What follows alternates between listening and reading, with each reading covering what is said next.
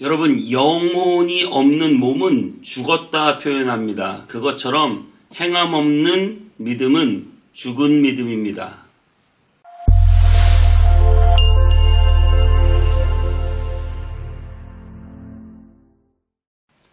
안녕하세요. 온땅입의 성문교회 서정희 목사입니다. 오늘 하루도 하나님의 말씀과 함께 행복한 하루 되시기 바랍니다. 야고보서 2장 말씀을 좀 여러분하고 먼저 나누겠습니다. 2장 14절은 이렇게 말합니다. 내 형제들아, 만일 사람이 믿음이 있노라 하고 행함이 없으면 무슨 유익이 있으리요? 그 믿음이 능히 자기를 구원하겠느냐? 믿음이 있노라 하고 행함이 없으면 여러분 무슨 의미가 있느냐? 그 믿음이 능히 자기를 구원하겠느냐? 이렇게 말합니다. 그러면서 행함이 없는 믿음은 그 자체가 죽은 것이라. 그래서 19절은 이렇게 말합니다. 내가 하나님은 한 분이신 줄 믿느냐? 잘하는도다. 귀신들도 믿고 떠느니라. 그럼 무슨 말인지 아시겠죠? 하나님이 한 분이신 것을 여러분 믿으십니까? 여러분 그게 다가 아닌 거예요. 왜냐하면 귀신도 하나님이 한 분이신 것을 믿기 때문에. 근데 귀신은 뭘 못합니까? 귀신은 하나님의 뜻대로 행함 있는 믿음으로 살지 못해요. 저와 여러분들이 하나님이 한 분이신다는 것을 믿는다면 우리는 하나님의 뜻대로 살아가야 할 줄 믿습니다. 그러면서 이렇게 말해요. 내가 보거니와 믿음이 그의 행함과 함께 일하고 행함으로 믿음이 온전하게 되느니라. 그러면서 마지막에 26절에 영혼 없는 몸이 죽은 것 같이 행함 없는 믿음은 죽은 것이니라. 여러분 그렇습니다. 내 안에 영혼 소중하잖아요. 그 영혼 없는 겉의 몸이 죽은 것 같이 행함 없는 내 안에 그 믿음 안에 행함이라는 것을 가지고 있어야 돼요. 행함 없는 겉에 보이는 믿음은 죽은 믿음이다. 그만큼 믿음에 있어서 행함이 얼마나 중요한가 우리에게 이야기를 해주고 있습니다. 오늘 이스라엘 백성들은 수문학 광장에서 엄청나게 큰 은혜를 받았고 그리고 자복하고 회개하고 통회했습니다. 그리고 나서 그들은 이제 어떻게 살 것인가에 대해서 이야기를 하고 있는데요. 우리 느헤미야 10장 28절에서 39절까지 읽고 오겠습니다.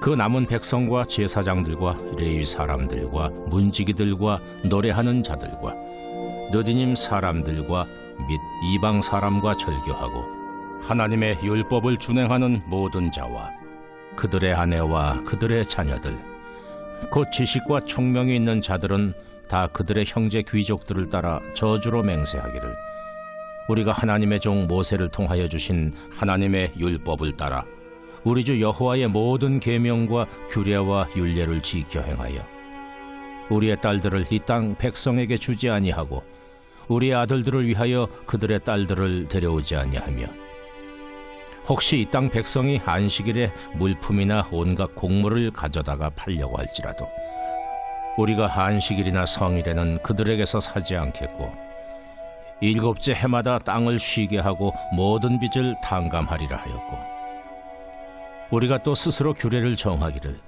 해마다 각기 세겔의 3분의 1을 수납하여 하나님의 전을 위하여 쓰게 하되 곧 진설병과 항상 드리는 소제와 항상 드리는 번제와 안식일과 초하루와 정한 절기에 쓸 것과 성물과 이스라엘을 위하는 속죄제와 우리 하나님의 전의 모든 일을 위하여 쓰게 하였고 또 우리 제사장들과 레위 사람들과 백성들이 제비 뽑아 각기 종족대로 해마다 정한 시기에 나무를 우리 하나님의 전에 바쳐 율법에 기록한 대로 우리 하나님 여호와의 제단에 사르게 하였고 해마다 우리 토지 소산의 만물과 각종 과목의 첫 열매를 여호와의 전에 드리기로 하였고 또 우리의 맏아들들과 가축의 처음 난 것과 소와 양의 처음 난 것을 율법에 기록된 대로 우리 하나님의 전으로 가져다가 우리 하나님의 전에서 섬기는 제사장들에게 주고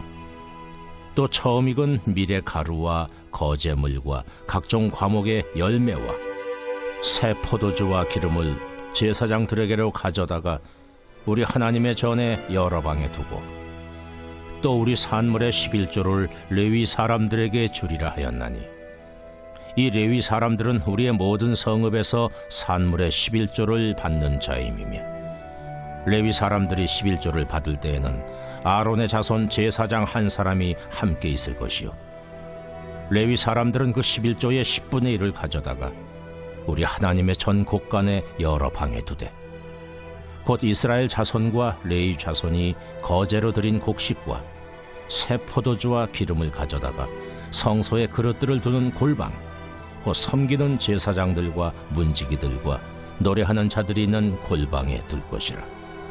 그리하여 우리가 우리 하나님의 전을 버려두지 아니하리라. 네, 오늘 30절에는 이렇게 말합니다. 우리 딸들을 이 땅 백성에게 주지 아니하고 우리의 아들들을 위하여 그들의 딸들을 데려오지 아니하며.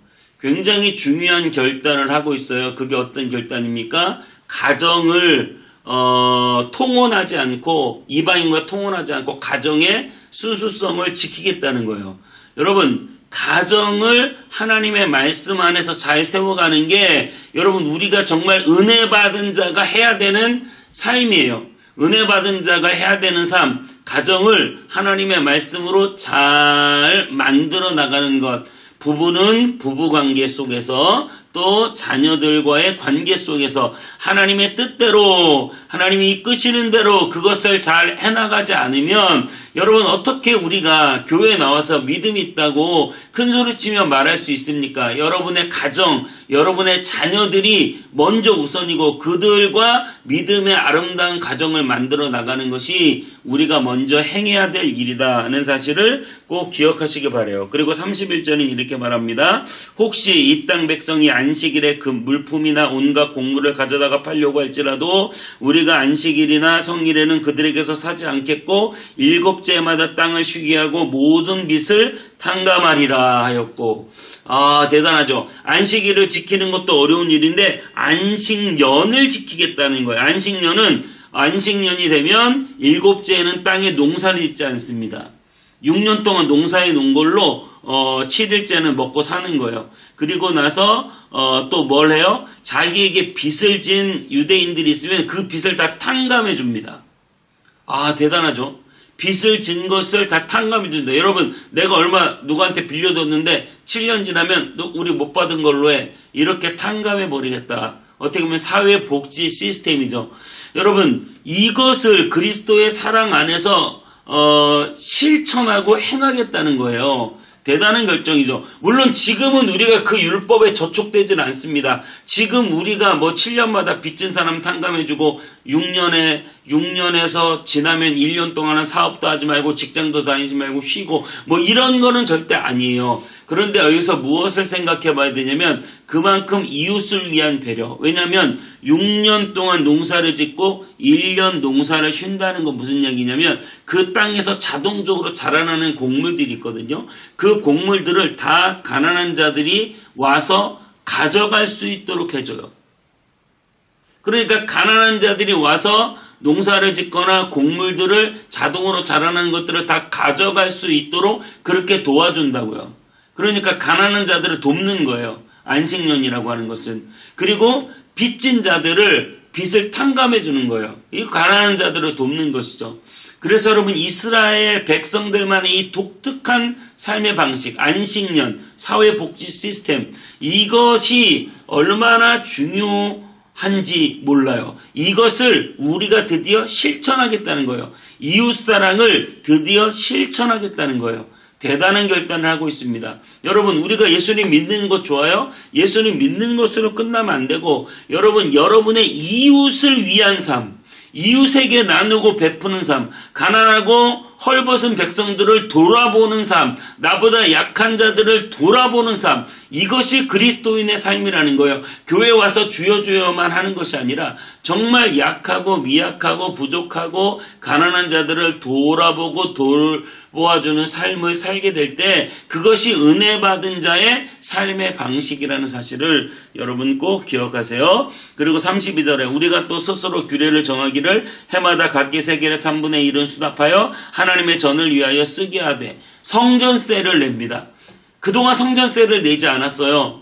그동안 11조도 내지 않았어요. 그래서 어떻게 됐습니까? 레위인들이 제사를 지내면서 그 성전세를 받고 11조를 받아서 자기네들이 먹고 사는데 그 돈이 들어오지 않으니까 전부 다 제사를 지내지 않고 자기 일을 하러, 자기 처자식 먹여 살리러 성전을 떠나버리는 사건이 있었단 말이에요.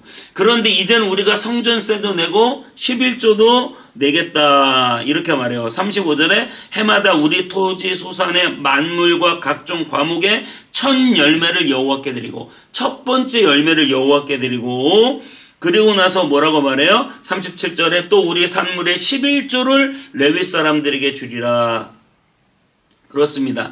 여러분, 하나님의 전을 잘 가꾸고 돌보고 섬기기 위해서 하나님 앞에 드리는 온전한 헌금이 중요하다는 거예요. 39절에 마지막에 이렇게 말하고 있어요. 그리하여 우리가 우리 하나님의 전을 버려두지 아니하리라. 우리가 우리 하나님의 교회를 내가 세우지 않으면 누가 세우겠어요?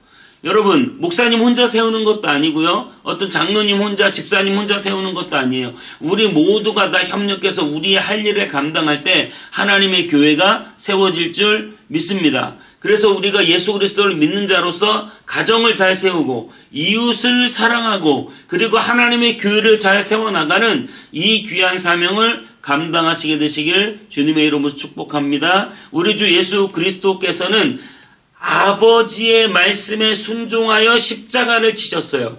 우리 주 예수 그리스도께서는 정말 이웃된 우리를 사랑하여 자기의 생명을 내어주셨죠. 그리고 우리 주 예수 그리스도께서는 하나님의 성전을 세우기 위하여 그분이 성전 되시고 또 우리를 성전으로 세우기 위하여 그저 11조를 드리는 것이 아니라 자기의 모든 생명을 물과 피를 다 쏟아주셨고 우리 하나님은 자신의 첫 열매를, 첫 아들을, 맏아들을 하나님은 우리를 위하여 내어주셨다는 사실을 여러분 꼭 기억하시기 바랍니다.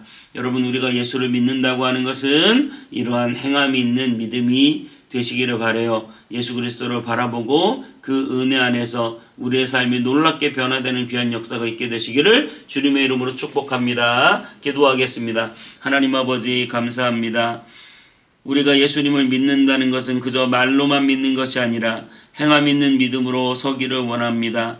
하나님 아버지, 우리 모두가 하나님의 행함 있는 믿음이 되게 하여 주옵소서. 하나님의 은혜 안에서 우리의 삶이 변화되고 가정을 섬기고 이웃을 섬기고 교회를 섬기는 귀한 은혜가 우리 모두에게 있게 하여 주옵소서. 감사드리고 예수님의 이름으로 기도하옵나이다. 아멘. 주님 나를 택하사 잃어버린 자에게 아버지의 사랑을 나누게 하시네. 어둠을 밝히며 차가운 마음 녹이는 진리의 빛 전하게 하소서.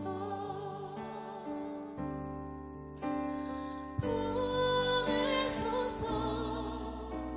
시련이 찾아올 때도 주님의 눈물 기억하게 하소서. 보내소서. 주께서 가신 길을 걸어가게 하소서. 주님 나를